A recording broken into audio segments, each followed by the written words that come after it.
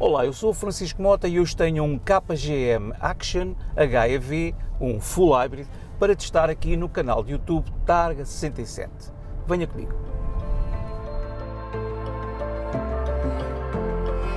O KGM Action pertence à mesma família do KGM Torres. Partilha, portanto, a mesma plataforma e muitos outros componentes, mas tem um desenho mais SUV coupé do que o Torres. A versão que tenho aqui para testar é a HEV, ou seja, o Full Hybrid não recarregável do exterior, que para já é a única motorização que está disponível em Portugal. Nos próximos minutos vou à procura de resposta para as nossas habituais 3 perguntas. A primeira é saber o que muda efetivamente entre o Torres e o Action.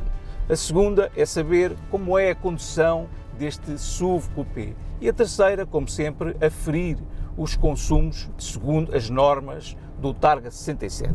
Mas, antes das respostas, não se esqueça de subscrever o canal Targa 67 e de ativar o sino das notificações. E agora já sabe, fique por aí. O Action usa a mesma plataforma do Torres, mantendo a mesma distância entre eixos de 2680 mm, mas com um vão traseiro maior que faz aumentar o comprimento total em 4 cm, chegando aos 4740 mm. A suspensão da frente é do tipo McPherson e a traseira é multibraço. Os amortecedores são FDS, sensíveis à frequência, alternando entre duas leis de amortecimento de acordo com o tipo de piso. Segundo a KGM, o motor a gasolina mantém a mesma cilindrada aproximada de 1,5 litros, mas é um novo 1.5 GDI turbo de 4 cilindros. Tem turbocompressor de geometria variável, funciona segundo o ciclo Miller e o bloco foi reforçado para resistir aos consecutivos ciclos de arranque-paragem típicos de um HEV. Debita 150 cavalos e 220 Nm, graças à subida de pressão de injeção direta de 250 para 350 bar. Toda a parte híbrida tem origem na BYD, sendo adaptada pela KGM aos seus modelos. A maior diferença para outros Full Hybrid é que não existe uma caixa de velocidades propriamente dita, mas sim apenas uma relação de transmissão. O sistema híbrido conta com um motor elétrico de 130 cavalos e 170 Nm acoplado ao motor a gasolina e que funciona sobretudo como gerador, ajudando também o motor a gasolina com algum binário a baixo regime. Existe um segundo motor elétrico junto do eixo de saída que serve assim para ajudar o motor a gasolina constantemente ou mesmo assumir a responsabilidade de mover o Action HEV sozinho, o que consegue fazer até aos 100 km/h. O sistema híbrido pode funcionar em híbrido em série ou híbrido em paralelo, ou seja, com o motor a gasolina a funcionar apenas como gerador, sem ligação às rodas, sendo o Action movido pelo motor elétrico de 177 cavalos, ou em paralelo, com o motor elétrico e o motor a gasolina a mover ambas as rodas. A gestão eletrónica consegue identificar 9 modos de operação e move automaticamente as engrenagens de forma a adaptar-se a cada uma. Esta caixa recebeu o nome de EDHT, ou seja, Electrified Dedicated Hybrid Transmission. A utilização de uma só relação final de transmissão justifica a utilização do motor elétrico limitada aos 100 km/h e a de todo o sistema aos 175 km/h. A potência máxima combinada é de 204 cavalos. Existe uma bateria de 1,8 kWh que serve de estabilizador de corrente entre o gerador e o motor elétrico de tração. Esta bateria permite também ao sistema estar a gerar energia com o motor e a gastá-la com outro motor elétrico. Todo o sistema híbrido está colocado sob o capô dianteiro e move as rodas da frente. O desenho do Action nada tem a ver com o do modelo que usou este nome pela primeira vez em 2005, e ainda bem.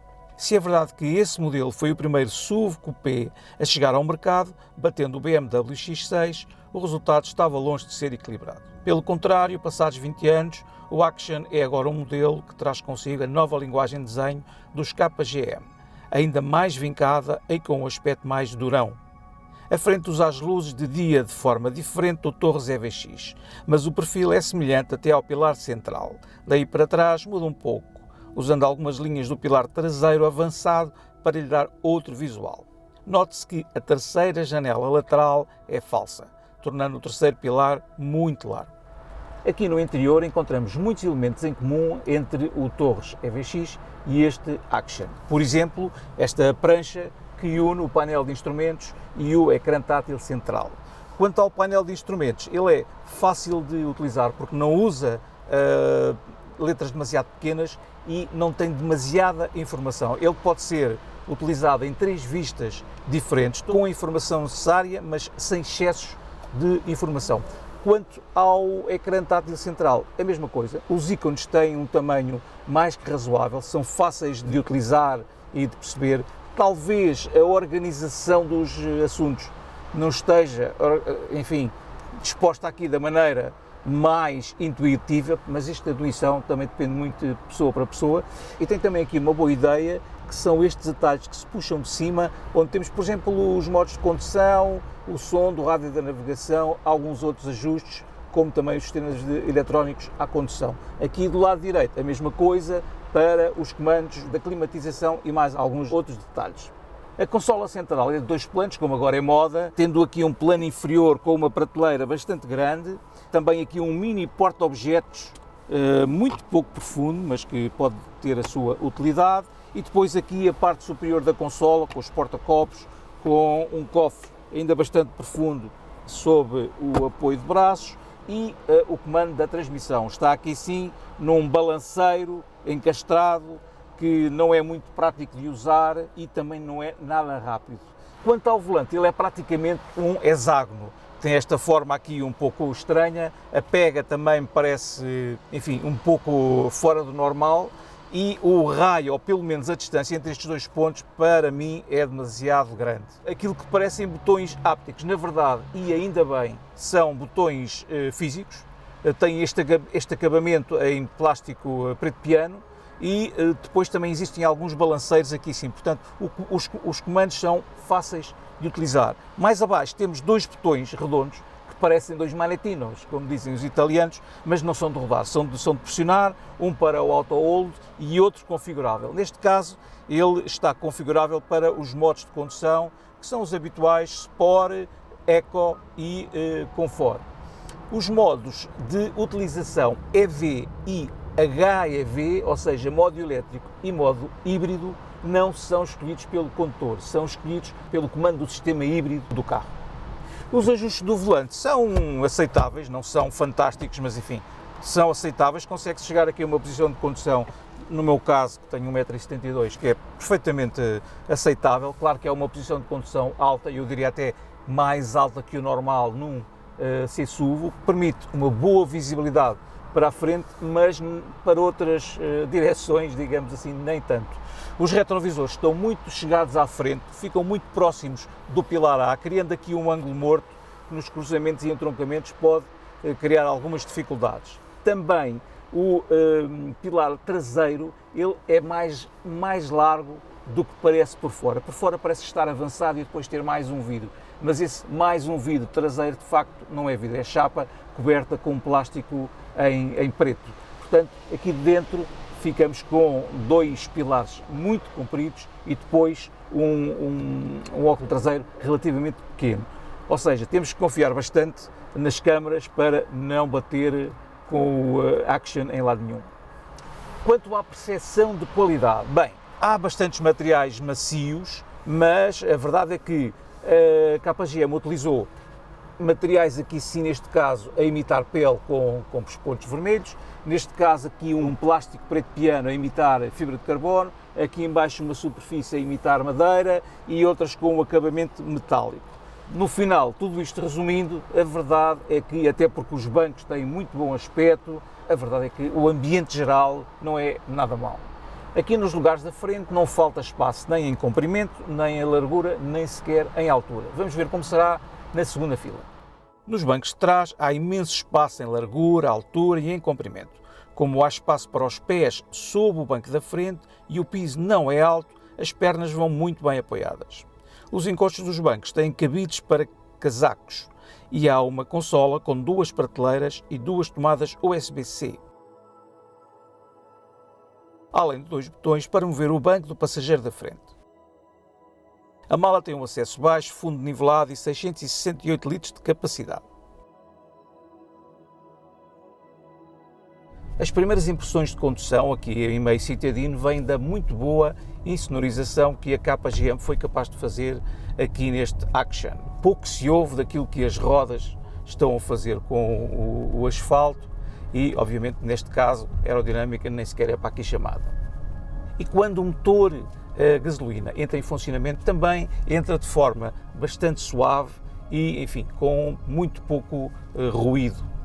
Quanto à circulação em cidade, a KGM afirma que este Action HEV consegue fazer até 94% do tempo em circulação citadina sem utilizar um motor a gasolina.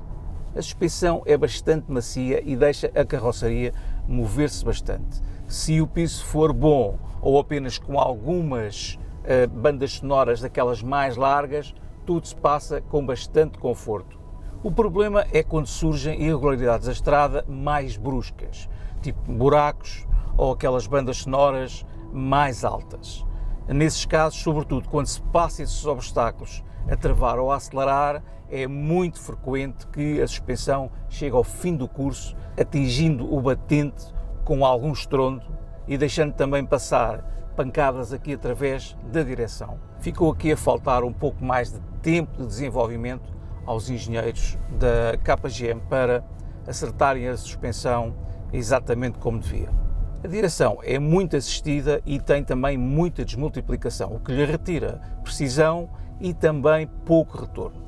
Os pedais não são um grande problema, o acelerador é suave e progressivo, tanto no modo Eco como depois nos modos normal e Sport, onde vai ganhando um pouco mais de sensibilidade, e o pedal de travão também não levanta grandes problemas naquela passagem sempre complicada entre a travagem magnética e depois a travagem de fricção. O sistema de regeneração na desaceleração tem regulação através destas duas patilhas aqui no volante e tem 3 níveis distintos, além do nível 0, que é muito bom para autoestradas e vias rápidas, e ainda o nível Smart, um nível automático que gera ele próprio o nível de intervenção da regeneração de acordo com o trânsito e com o perfil da via. Todo este sistema, nomeadamente as patilhas, é relativamente raro nos híbridos HEV, mas o facto é que realmente funcionam muito bem e dão aqui uma boa ajuda, mesmo se a retenção máxima no nível 3 não é extraordinária, mas dá uma ajuda boa, sobretudo em condução citadina de baixa velocidade.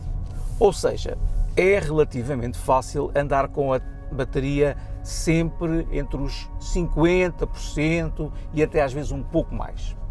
Por vezes, o motor a gasolina pode começar a trabalhar a regime constante mesmo com o carro parado, por exemplo, num semáforo. Por outro lado, também pode acontecer que se acelera fundo e a resposta do motor não seja aquela que se espera, ou seja, ele se mantenha também a regime constante. Isto porquê? Porque, tendo em conta a maneira de funcionar deste sistema híbrido, o motor a gasolina acaba por funcionar muitas vezes como gerador para garantir os tais 50% de carga da bateria. No nosso habitual teste de consumos reais, Targa 67, em cidade, no modo Eco e usando as patilhas, com o ar-condicionado desligado, o valor obtido foi de 6,7 litros por cada 100 km. Em autoestrada, a 120 km/h constantes, com o nível 0 de regeneração e modo Eco, sempre com ar-condicionado desligado, o consumo foi de 9,5 litros por cada 100 km. São bons valores para um C-SUV que pesa 1.725 kg. Em autoestrada, notam-se alguns ruídos aerodinâmicos, mas poucos de rolamento. Claro que o motor a gasolina é usado muito mais tempo, o seu ruído está bem controlado, mas a música não é das melhores. A carroceria é alta e a suspensão macia acabam por deixar o Action oscilar um pouco sob ventos fortes, ou em mudanças de faixa mais bruscas. Nada de grave, claro. A KGM não anunciou a aceleração dos 0 aos 100 para este Action HEV e, acelerando a fundo, aquilo que sinto é que realmente temos aqui uma aceleração suficiente sem ser propriamente entusiasmante, o que está de acordo com a vocação familiar deste carro e também com o tamanho e com o peso. A inclinação lateral em curva é notória e estes pneus 245/45 R20, a verdade é que não são capazes de colocar a potência no chão convenientemente, sobretudo em pisos de baixa aderência, como é o caso desta estrada molhada que tenho hoje aqui. Resultado disso, as perdas de aderência das rodas motrizes dianteiras acabam por se traduzir, quando se chega a curvas mais fechadas, em saídas de frente. E são saídas de frente que não são assim tão rápidas de resolver, porque são bastante amplas e não basta levantar o pé do acelerador. Em algumas situações é mesmo preciso utilizar o travão para parar essa tendência. A parte boa disto tudo é que a suspensão traseira está sempre muito fiel à trajetória inicialmente escolhida. Ou seja, não é nada sensível a provocações, não é uma traseira que se possa colocar a deslizar, nada disso. E sinceramente, ainda bem, porque estamos a falar de um SUV de grandes dimensões e peso, com vocação familiar, portanto esse tipo de condução nem sequer faz grande sentido. O KGM Action tem no estilo, no espaço e no sistema híbrido os seus pontos mais fortes. Pelo contrário, a dinâmica, tanto em termos de eficiência como em termos de conforto, ainda está longe dos melhores do segmento. A verdade é que a KGM, neste capítulo, ainda tem muito trabalho a fazer. Trabalho é coisa que não falta aqui no canal Targa 67. Tal como tínhamos prometido no início do ano, este ano era o ano para realmente acelerar e estamos a publicar vídeos com maior frequência do que no passado. Por isso, se não quer perder nenhum dos testes do Targa 67, não se esqueça de subscrever o canal e ativar o sino das notificações. E é tudo. Até ao próximo vídeo do Targa 67.